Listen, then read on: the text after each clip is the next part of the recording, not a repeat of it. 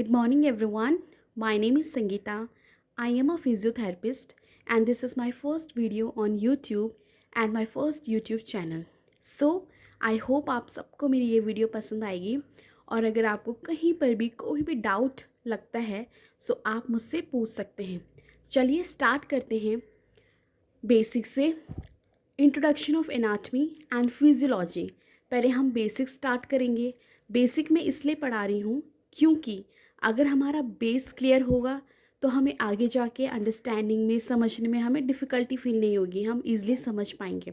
और अगर हमारा बेसिक क्लियर ना हो तो हम आगे जाके नहीं समझ आएगा हमें कुछ भी। सो इसीलिए आप कुछ भी पढ़ते हैं तो सबसे पहले आपको अपना बेस क्लियर करना है, अपने बेस को अच्छे से पढ़ना है, क्योंकि कहीं से भी क्वेश्चन आ सकता है। कॉम्पिटिटिव की अगर आप तैयारी कर रहे हैं तो कहीं से भी क्वेश्चन आ सकता है। लाइक आपसे किसी ने पूछ दिया कि हिपोक्रेट्स क्या है, ठीक है, एरिस्टोटल कौन है। सो अगर आपको ये बेस क्लियर ना होना आपका तो फिर वो कि आपके नेगेटिव मार्क्स मिलते हैं आपको। चलिए स्टार्ट करते हैं। फर्स्ट हमारा है anatomy. What is anatomy? Anatomy क्या होता है?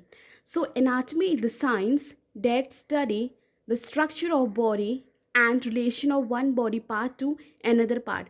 इसमें क्या होता है एनाटमी में कि जो बॉडी होता है हम उसे स्टडी करते हैं, जो बॉडी की स्ट्रक्चर होता है हम उसे स्टडी करते हैं, उसे एनाटमी बोलते हैं। फॉर एग्ज़ाम्पल जैसे हमें डिफ्रेंशिएट करना है वेन्स में, आर्टरी में, ठीक है, नर्व्स में, तो इससे हम एनाटमी जैसे कि मसल्स क्या है, लिगामेंट्स क्या हो गए, टेंडन क्या हो गए, तो ये सब एनाटमी के अंदर आता है कि हमारे बॉडी के अंदर कौन कौन से पार्ट है और वो उनका दूसरे बॉडी पार्ट से क्या रिलेशन है। सो वो सारे हमारे एनाटमी में आता है। देन दूसरा वर्ड है डाइसेक्शन। डाइसेक्शन किसे बोलते हैं? Dissection is a traditional mode of cutting. Dissection क्या होता है? एक मोड होती है कटिंग का, एक ट्रेडिशनल मोड होता है कट करने का बॉडी को और कैडेवर को। सो कैडेवर क्या होता है? जो कैडेवर होता है वो डेड बॉडी होती है, उसे हम कैडेवर कहते हैं। प्रिजर्व करके रखते हैं कैडेवर को ताकि उसमें एक्सपेरिमेंट कर पाएँ हम, तो उसे हम कैडेवर कहते हैं। Now human physiology, study of function of body organ और टिश्यू। इसमें हम क्या करते हैं? बॉडी के फंक्शंस को, ऑर्गन्स को और टिश्यूज़ की स्टडी करते हैं, डीप स्टडी। सो एनाटमी और फिजियोलॉजी में डिफरेंस क्या है कि एनाटमी में क्या होता है कि हम अपनी बॉडी का जो स्ट्रक्चर है उसके बारे में स्टडी करते हैं, जैसे लिगामेंट, टिश्यू, नर्व, सेल्स, ये सब हमारे आते हैं एनाटमी में। और फिजियोलॉजी में क्या आता है कि हमारी बॉडी कैसे काम करता है। फॉर एग्ज़ाम्पल जैसे हमारे पास है कार्डियोवैस्कुलर सिस्टम। जो कार्डियोवैस्कुलर सिस्टम है वो कैसे काम करता है, हमारा ब्लड कैसे प्यूरिफाई होता है, डीऑक्सीजनेटेड ब्लड कहाँ जाता है, ऑक्सीजनेटेड ब्लड कहाँ जाता है, ब्लड कैसे हमारी बॉडी को सप्लाई करती है ब्लड। जैसे कि डाइजेस्टिव सिस्टम हो गया, डाइजेस्टिव कैसे डाइजेस्ट कैसे होता है, वो फर्स्ट प्रोसेस क्या होता है, तो वो सारा हमारा आता है ह्यूमन फिजियोलॉजी में। ठीक है, नाउ इसको पढ़ने से पहले हम हिस्ट्री भी देख लेते कि हिस्ट्री जाननी हमारे लिए बहुत इंपॉर्टेंट है कि आखिर ऐसा कौन आदमी था कि जिसने फर्स्ट ये चीज़ के ऊपर ध्यान दिया होगा कि यार बीमारी हो रही है लोगों को, पर ये बीमारी कैसे हो रही है, इसका ट्रीटमेंट क्या हो सकता है। सो हमारा फर्स्ट आता है हिपोक्रेट्स। हिपोक्रेट्स कौन है? एक स्कॉलर थे वो, जिनका बर्थ हुआ था 460 BC में हुआ था वो, उनका बर्थ। तो इसमें क्या है कि हाँ, और जो ये मैंने सोरनास मेंशन कर रखा है, ये कौन थे? देखो, अपनी बायोग्राफी तो आप खुद नहीं लिख पाओगे, कोई और आपकी बायोग्राफी लिखता है। कोई और, तो जो सोरनास थे उन्होंने हिपोक्रेट्स की बायोग्राफी लिखी थी, खुद से तो उन्हें लिखा नहीं, बट सोरनास जो एक पर्सन थे उन्होंने उनकी बायोग्राफी लिखी थी, जिसमें ये दिया था कि कैसे करके उन्होंने ये मेडिसिन के ऊपर रिसर्च किया था, कैसे उनकी फैमिली भी मेडिसिन के ऊपर रिसर्च किया करती थी। सो ये क्या है कि और भी जो हिपोक्रेट्स हैं, अच्छा इसकी मैं थोड़ा सा एक छोटा सा स्टोरी बता देती हूँ आपको हिपोक्रेट्स के बारे में कि हिपोक्रेट्स क्या थे। वो जैसे पहले ज़माने में क्या होता था कि लोग बिलीव करते थे, किन चीज़ों पर बिलीव करते थे? गॉड के ऊपर। कि नहीं, गॉड के ऊपर मीन्स कि भगवान के कारण हमें बीमारी होती है, भगवान है बीमारी के कारण। तो लोग पहले ज़माने में ऐसा बिलीव किया करते थे, रिलीजियस चीज़ों के ऊपर बिलीव किया करते थे। बट जो हिपोक्रेट्स थे वो कम्प्लीटली अगेंस्ट है इस थ्योरी के कि नहीं ऐसा नहीं होता है।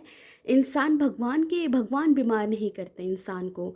इंसान बीमार होते हैं कुछ फैक्टर रीजंस की वजह से, जैसे एनवायरमेंटल फैक्टर हो गया, डाइट की वजह से हो गया, इंसान बीमार होते हैं। तो जो हिपोक्रेट्स थे उनके मन में बहुत क्यूरोसिटी होती थी कि आखिर बीमार कैसे होते लोग, बीमारी कैसी होती लोगों पे। तो उन्होंने क्या किया कि जैसे कोई भी बीमार पेशेंट होता था, पर्सन होते, तो हिपोक्रेट्स उनके ऊपर रिसर्च किया करते थे, उनके ऊपर रिसर्च किया करते थे। और तब जाके उन्होंने जो ये रिलीजियस के ऊपर लोग कहते थे स्टोरीज़, उसके ऊपर उसके कम्प्लीटली अगेंस्ट में थे। और उन्होंने अपनी थ्योरी, रिसर्च बेस्ड थ्योरी लोगों को बताई कि नहीं बीमारी इस रीजन से होता है। उन्होंने एक थ्योरी भी बताई थी जिसे ह्यूमरिज्म कहते हैं। ह्यूमरिज्म क्या होता है कि ह्यूमरिज्म में क्या होता है कि उन्होंने कुछ 4 फ्लूइड के बारे में बताया था। 4 फ्लूइड कौन कौन से थे, जैसे येलो बाइल हो गया, ब्लैक फ्लूइड बाइल हो गया, ब्लड हो गया और फैलम हो गया। ये जो 4 फ्लूइड हैं इनके बारे में बताया था कि अगर इन फ्लूइड की बॉडी में एब्सेंस हो जाता है या इम्बैलेंस होती है इनकी वजह से, तो बॉडी में क्या होता है, इम्बैलेंस स्टार्ट होने लगता है। इन्होंने क्या बताया था कि जो ये फ्लूइड होते हैं ये रीजनल चेंजेस की वजह से भी हो सकता है इनमें डिसबैलेंस। फॉर एग्जांपल जैसे येलो बाइल जो होता है, अगर एक्सेसिव गर्मी होती है तो येलो बाइल का सिक्रीशन होता है जिस वजह से बॉडी बीमार हो सकती है, इम्बैलेंस हो सकता है। ब्लैक ऑटम की वजह से हो गया, विंटर फैलम की वजह से हो गया, और जो विंटर में फैलम की वजह से होता है। और ये सीज़न टू सीजन ये वेरी करता है, ठीक है। और जो हिपोक्रेट्स थे वो 2 चीज़ों के ऊपर बहुत ही ध्यान देते थे, 2 प्रिंसिपल, 2 मेथड के ऊपर। कैसे, अगर कोई भी पेशेंट आपके पास आ रहा है, आप मेडिकल की तैयारी कर रहे होंगे, तो आप लोगों को भी ये चीज़ जानना बहुत ज़रूरी है कि आपको कैसे करके पेशेंट को डील करना है। फॉर एग्ज़ाम्पल आपके पास कोई भी पर्सन आ रहा है, आया वो आपके पास पेशेंट, आपने सबसे पहले क्या करना है, अपने डायग्नोस के ऊपर ध्यान देना है, इन्वेस्टिगेशन के ऊपर ध्यान देना है। कि आ रहा है पर्सन आपके पास, आपने उससे पूरा पूछा, उनसे पूछा कि किस रीजन से, और आपने देखा उनका साइंस सिम्टम क्या क्या है, कब से उन्हें ये बीमारी हो रही है, कब से वो ये चीज़ सफ़र कर रहे हैं, उनका चलने का तरीका, उनके बॉडी का पोस्चर, आप इन चीज़ों को नोटिस करोगे। आपको सबसे पहले अपने डायग्नोस के ऊपर ध्यान देना है। ये हिपोक्रेट्स की सोच थी, हिपोक्रेट्स ऐसा सोचते थे कि सबसे पहले हमें पेशेंट पर्सन के डायग्नोसिस के ऊपर ध्यान देना है। देन सेकंड चीज़ है प्रोग्नोसिस के ऊपर, कि बीमारी बढ़ने से पहले हम बीमारी को क्योर करें। तो जो ये हिपोक्रेट्स है ये इन चीज़ों के ऊपर ध्यान दिया करते थे। और दूसरा क्या, कि एक डॉक्टर को कैसा होना चाहिए, एक डॉक्टर को हम्बल होना चाहिए, जेंटल होना चाहिए, और पेशेंट होना चाहिए डॉक्टर के ऊपर, डॉक्टर के पास। पेशेंस मीन्स कि वो कोई भी पेशेंट आपके पास आ रहा है, आपने उसकी बात कंप्लीटली सुननी है। कि वो आया है, ऐसे नहीं कि आपने उसको बस 1-2 मिनट दिया और हो गया, नहीं। हमेशा एक डॉक्टर को काम नेचर होना चाहिए और पेशेंटली अपने पेशेंट की बात को उन्हें सुननी चाहिए है, ठीक है। ये हिपोक्रेट्स है। और वो हिपोक्रेट्स क्या करते थे, वो ये भी था कि डाइट हमारे लाइफ के लिए बहुत इम्पॉर्टेंट है। एक्सेसिव हम कुछ भी चीज़ करेंगे, कंज्यूम करेंगे, तो वो हमारे लिए हार्मफुल हो सकता है। तो जो हिपोक्रेट्स थे उनका ये कहना था कि diet play a very important role, है ना। तो इसी वजह से वो इन चीज़ों के ऊपर ध्यान देते थे, होम रेमेडीज़ के ऊपर वो ध्यान दिया करते थे। तो बस हिपोक्रेट्स को हम क्या कहते हैं, फादर ऑफ मेडिसिन्स भी कहा जाता है, और फादर ऑफ एनाटमी भी हिपोक्रेट्स को कहा जाता है। नाउ अब आ रखा है, अब है हीरोफिलस। हीरोफिलस कौन थे, ये हीरोफिलस बॉर्न हुए थे 335 BC में, ठीक है। और he was the first person who perform dissection of human cadaver.